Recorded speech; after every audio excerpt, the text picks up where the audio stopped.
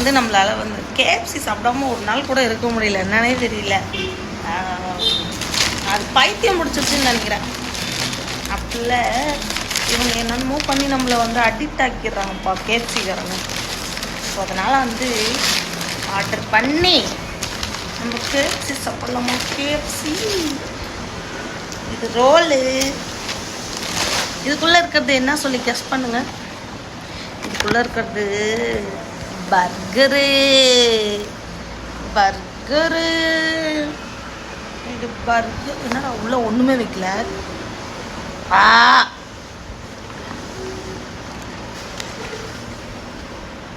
இது பர்கர் சொல்லலாமா? ஏய் ஆக்சுவலாக வந்து ஒருத்தன் பேர் வந்து பர்கர் வாயன். அவன் சொல்லுவான் என்ன தெரியுமா, என்ன பர்கர் சாப்பிட விடு அப்படின்னு. சிக்கன் பீஸு நிறைய வச்சுருக்காங்க பர்கர். இல்லை